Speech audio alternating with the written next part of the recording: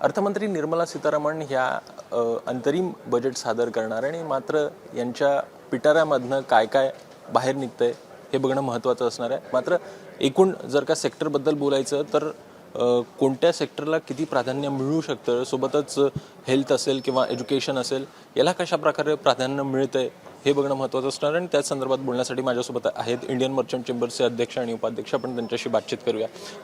Sumayya sir, तुमच्यापासून सुरू करतो।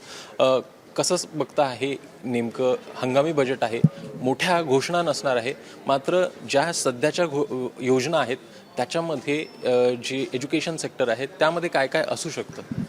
मला असं वाटतं हा इंटरिम बजेट आहे आणि सरकारने मागच्या 10 वर्षात आणि 5 वर्षात काय केलं आणि पुढच्या 5 वर्षात काय करायचं आहे त्याच्यावर आम्हाला असं वाटतं की अनाऊन्समेंट येणार।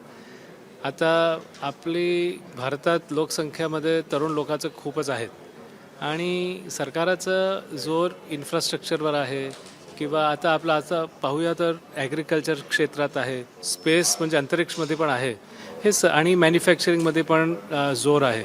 आता सरकाराला हे सर्व करायचं असेल तर आपली जी तरुण संख्या आहे त्याला कसं त्याचं स्किल डेव्हलपमेंट करावं, त्याचं कसं तयार करावं। मला असं वाटतं की तिथं स्किल डेव्हलपमेंटवर किंवा स्टार्टअपवर दोघांवर सरकाराचं काहीतरी, नाहीतर हे सर्व तुम्ही तयार करणार, इन्फ्रास्ट्रक्चर करणार, मॅन्युफॅक्चरिंग करणार, तर लोक त्याच्यामध्ये आले नाही, स्किल झाले नाही, तर मग भारताला पुढं घेऊन जायचं असेल तर स्किल डेव्हलपमेंटवर थोडा जोर येणारच। तुम्ही स्किल डेव्हलपमेंट बद्दल बोलताय, पण दुसरीकडे बघायचं तर रोजगार मोठ्या प्रमाणात देण्याचा प्रयत्न सरकारकडनं होतो आहे। अनेक कंपन्या ज्या आहेत, स्टार्टअप कंपन्या, त्या येऊ पाहतात, मात्र एक एन्व्हायरमेंट म्हणतात तसं एक एन्व्हायरमेंट दिसत नाही, असा एक आरोप जो आहे तो होताना दिसतोय। म्हणजे उदाहरण घ्यायचं तर पेटीएम संदर्भात काल जो निर्णय आला, RBI कडनं निर्णय घेतला गेला, मात्र त्या निर्णयासंदर्भात तुम्ही कसं प्रकारे बघता आहेत? एकूण फिनटेक असेल किंवा मग ते वातावरण कशा प्रकारे बघता याच्याकडे? माझं थोडं मी काय म्हणतो बर्ड्स आय व्ह्यू मी सांगतो। आता तुम्ही पाहतात की जगात जिओपॉलिटिकल टेन्शन्स खूप आहेत। 2 वर्षा पहिलं आपण ते पॅन्डेमिक होतं आपलं, तरीसुद्धा भारताची अर्थव्यवस्था आत्तासुद्धा मजबूत आहे। 6.5% त्याचं ग्रोथ आहे। अर्थव्यवस्था आता 5व्या स्तरावर आहेत आणि याचं थोड्या वर्षात 3-3 स्तरावर येणार। तर आय थिंक एम्प्लॉयमेंट तर वाढणारच आहे आणि इन दी ओव्हरऑल कॉन्टेक्स्ट सरकारने चांगलं काम केलं आहे तसं वाटतं। नेमकं सर तुमच्याकडे येतो, कशा प्रकारे बघता आहे हेल्थ केअर सेक्टरला, की हेल्थमध्ये काय काय अपेक्षा असू शकतात आणि काय असायला पाहिजे असं तुम्हाला वाटतं? नेमकं सरकारकडनं ह्या गोष्टी व्हायला पाहिजे, किंवा मग जी आयुष्यमान भारत योजना आहे त्याच्या संदर्भात पण असं कळतं आहे की एकूण त्याचं विमा कवच जे आहे ते वाढवलं जाऊ शकतं?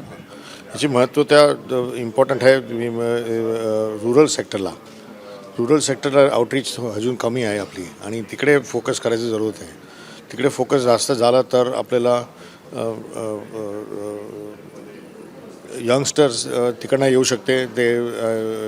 त्यांना काळजी करायची नाही की त्यांच्या वडिलांचा जो हेल्थ कसं बघायचं, तर I think outreach is a bit of a problem आणि तिला इम्प्रूव्ह करायची जरूरत आहे आपल्याला। तिकडे फोकस झाला असं व्हायला पाहिजे आणि तिकडे मला वाटते अटेन्शन देईल मिनिस्टर।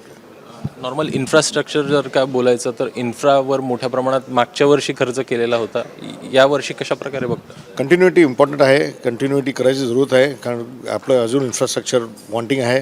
आपण 3री लार्जेस्ट इकॉनॉमी व्हायचं आहे तर आपल्याला फार मोठा इन्फ्रास्ट्रक्चर जरूरत पडणार आहे।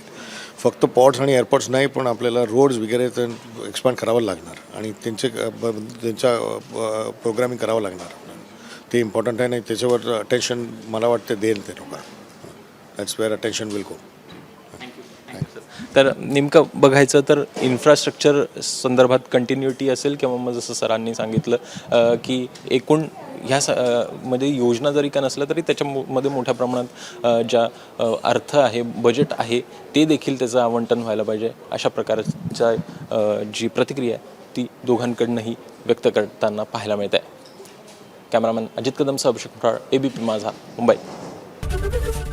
ABP माझा, उघडा डोळे बघा नीट।